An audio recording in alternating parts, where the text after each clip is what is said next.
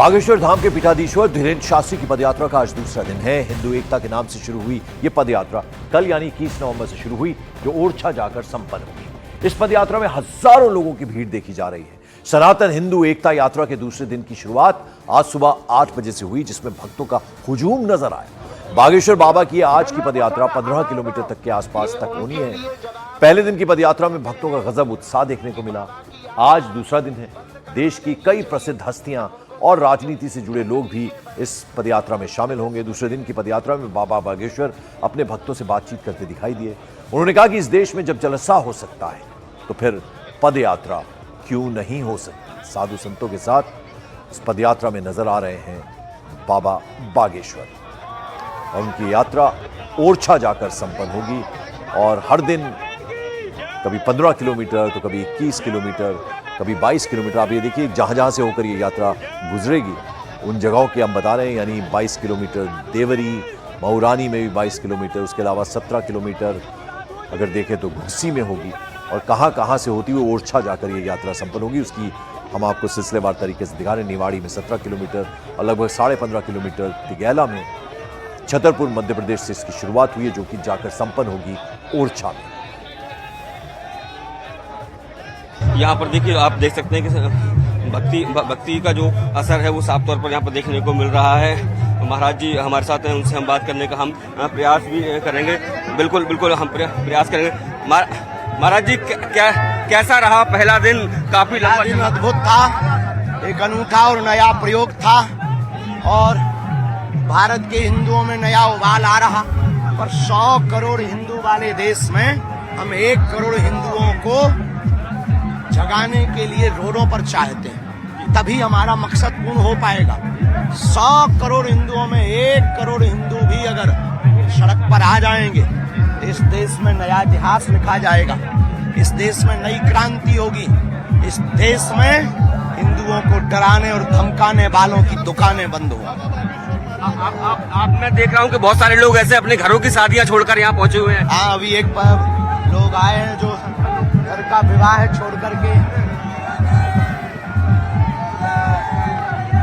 शादियां महाराज जी एक देखिए, आप देख सकते हैं कि जो लोग भी आसपास यहाँ मौजूद हैं उनसे भी वो लगातार जो है वो अभिवादन भी स्वीकार कर रहे हैं और आगे भी बढ़ रहे हैं। और जिस तरीके से महाराज जी लगातार इस हिंदू यात्रा को लेकर सवाल भी खड़े किए जा रहे हैं, लेकिन आपने कहा जवाब है उनके हिंदुओं को, हिंदुओं की तरफ से जवाब है। चलने लगे जवाब ये सनातनी देंगे, इस देश के हिंदू देंगे, इस देश में हिंदुत्व विचारधारा रखने वाले लोग देंगे, इस देश में गीता और रामायण और संविधान पर भरोसा करने वाले लोग जवाब देंगे। इस देश में वो लोग जवाब देंगे जिन्हें राम प्रिय होगा, क्योंकि हम अपने लिए तो जी नहीं रहे, अपने लिए तो ये मेहनत कर नहीं रहे हैं। ना तो हमें राजनीति में जाना है, ना किसी राजनीति में का सपोर्ट करना है पार्टी का। इस देश के लोग जिनका जमीर जिंदा होगा वो जवाब देंगे। महाराज जी देखने में आ रहा है हिंदू आबादी लगातार घट रही है, हिंदू आबादी लगातार घट रही है, वो उसको लेकर किस तरह का चिंतन आपका? ये बहुत चिंतनीय विषय है। उनकी आबादी बढ़ रही है, अपनी घट रही है। हिंदुओं को 2 बच्चों पर ही निर्भर नहीं रहना चाहिए, ज्यादा बच्चे पैदा करने चाहिए।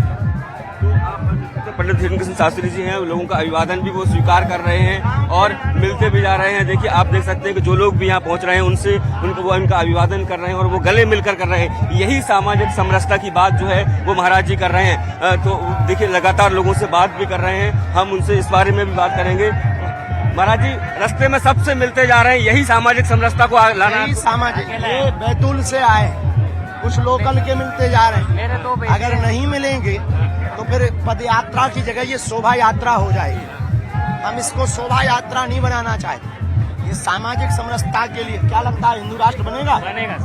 कितने दिन के लिए आए हो? मैं 9 दिन के लिए आया हूँ। 9 दिन के लिए क्या करते हो? मैं मजदूरी फेरी करता हूँ, 2 बेटे। मजदूरी करते हैं? आपके जैसे तो एक बेटा है मेरा। ये मजदूरी करते हैं, मजदूरी छोड़ करके आए। ये देखो हिंदुओं में उबाल। काका राम राम, कैसे हो? बढ़िया हो ना? ये मजदूरी छोड़ करके आए हैं एक आवाहन पर, एक उद्बोधन पर।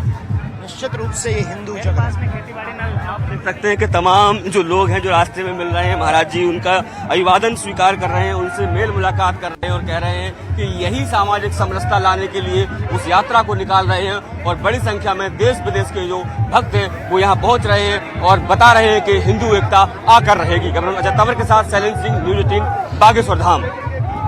तो बाबा बागेश्वर की सनातन हिंदू एकता यात्रा पर कांग्रेस के राज्यसभा सांसद और सुप्रीम कोर्ट के जाने माने वकील विवेक तनखा ने क्या कहा, जरा आपको सुनवा।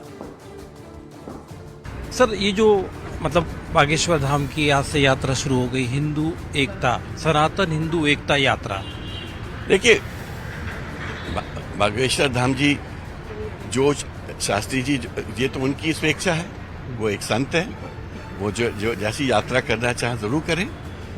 मेरे को खाली एक इसमें पीड़ा होती है जब पॉलिटिकल पार्टीज इन संतों की यात्राओं का मिसयूज करती हैं और उसको अपने उद्देश्यों की आइडियोलॉजी के साथ जोड़ती हैं, वो गलत है।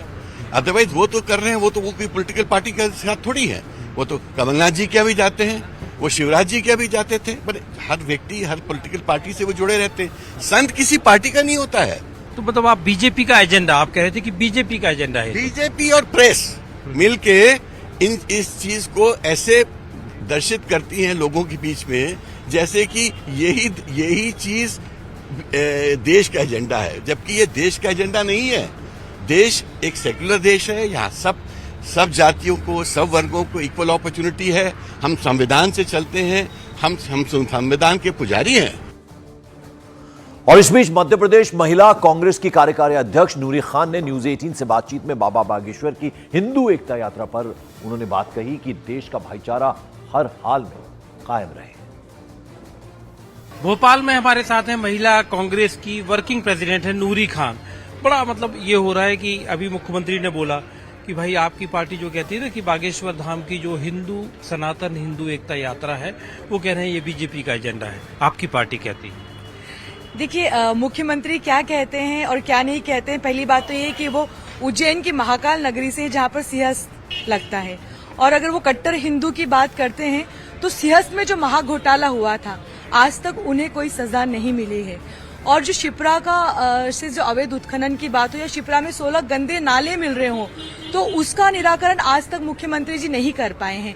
तो ये क्या कहते हैं हिंदुत्व के मुद्दे पर, इनका जो कथनी और करनी है वो साफ नजर आती है। मुझे बागेश्वर धाम का नाम लेकर या कुछ भी कहने की जरूरत नहीं है। तो बागेश्वर धाम की हिंदू एकता जो यात्रा है उसको लेके आप क्या सोचते हो? वो निकाल रहे हैं 160 किलोमीटर की यात्रा निकाल रहे हैं, छतरपुर से लेके सीधा ओरछा में राम राजा के दरबार तक। देखिए, किसी भी यात्रा का मैं विरोध नहीं करती हूँ।